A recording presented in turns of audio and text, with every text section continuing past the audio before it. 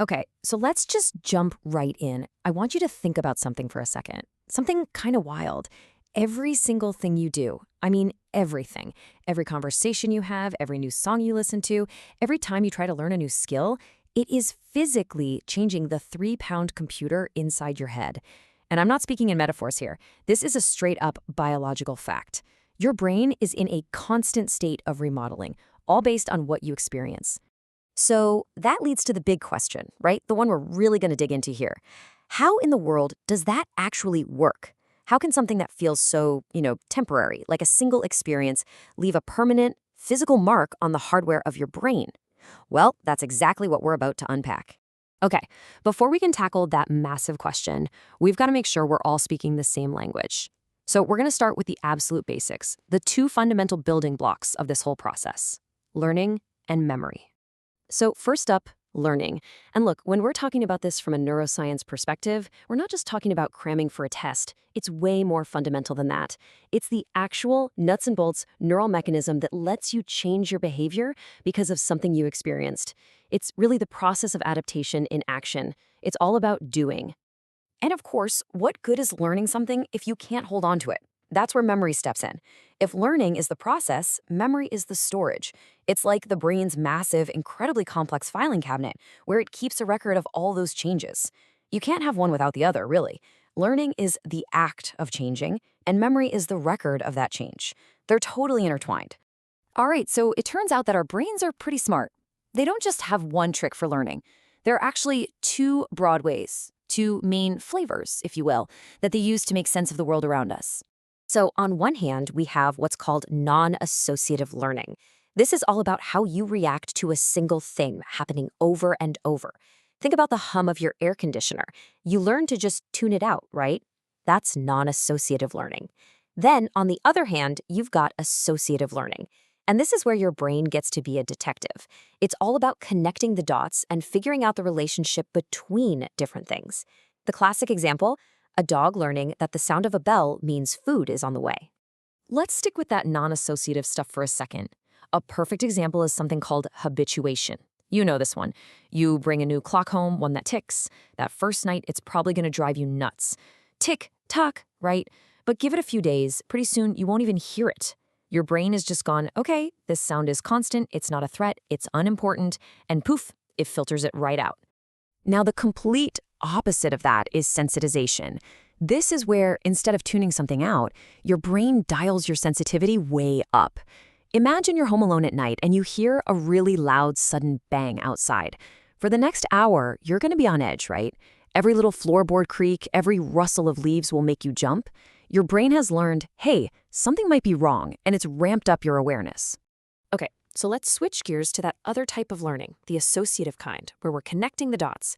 And you can't talk about this without bringing up the most famous example of all time: classical conditioning, aka Pavlov's dogs. I mean, a dog doesn't have to learn to drool when it sees food, that's just built in. But what the brilliant Pavlov figured out was, if you ring a bell every single time right before you give the dog the food, the dog's brain starts to build a new connection. And pretty soon, just the sound of the bell, which meant nothing before, is enough to make the dog start salivating. Boom, a new association has been physically wired into its brain. The other flavor of associative learning is called operant conditioning. And if classical conditioning is about linking two things out there in the world, operant conditioning is all about linking your own behavior to a consequence. So a dolphin learns to jump through a hoop because it knows it's going to get a tasty fish. That's positive reinforcement. But it works in reverse, too. You learn not to touch a hot stove pretty quick, right? The painful burn is the consequence. It's basically how we learn through trial and error.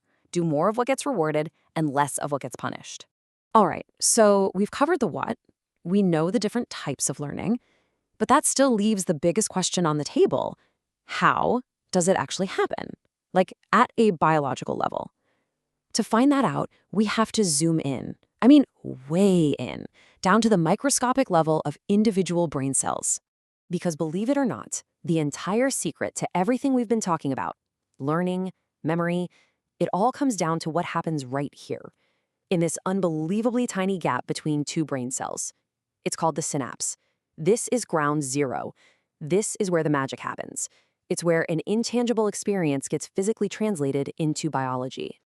The scientific name for this core process is long-term potentiation, or just LTP for short. Sounds complicated, but the idea behind it is actually beautiful and simple. Imagine you're trying to get through a dense forest where there's no path. The first time, it's super hard. You're pushing branches out of the way. But what if you walk that same exact route every single day? Well, you'd start to beat down a path, right? The grass wears away, twigs get cleared, and soon it's way easier and faster to walk that route.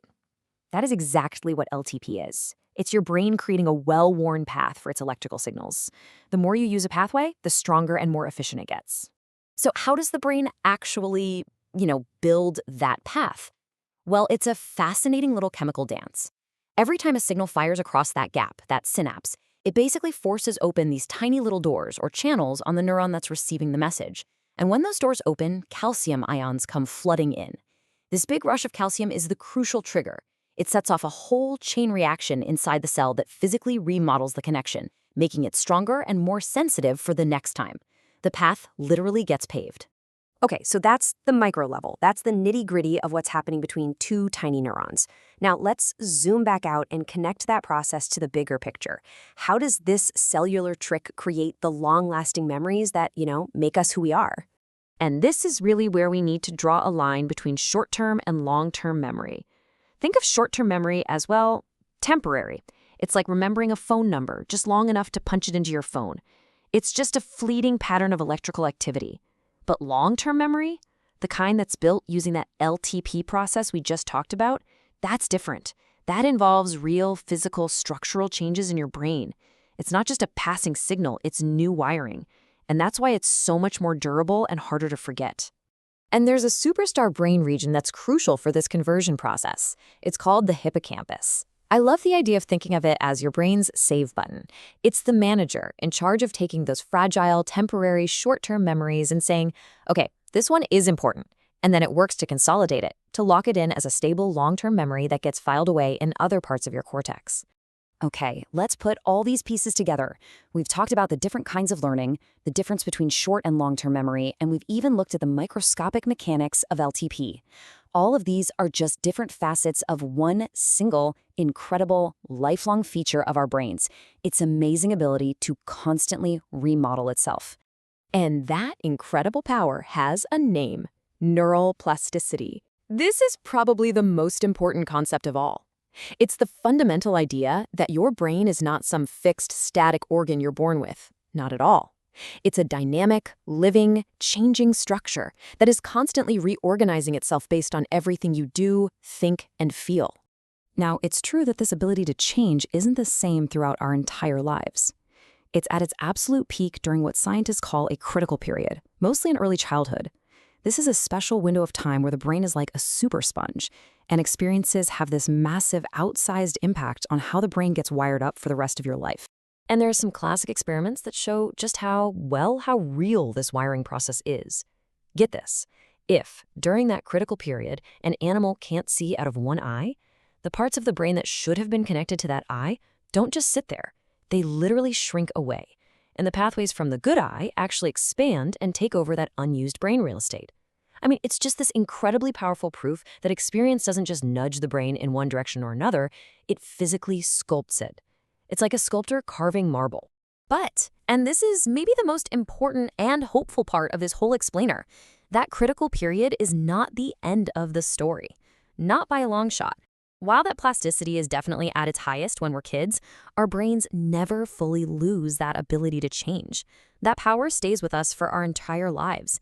It's the reason a 40-year-old can learn a new language. It's why a 60-year-old can learn to play the guitar, and it's what gives the brain its incredible ability to heal and rewire itself, even after a serious injury. So that leaves us with one last, pretty profound thought to chew on. If it's true, if your brain is not this fixed thing, but this living, dynamic sculpture that is constantly being shaped and reshaped by your experiences, by what you choose to do, by what you pay attention to, then the real question isn't just about what you've learned in the past. The real question is, who are you deciding to become tomorrow?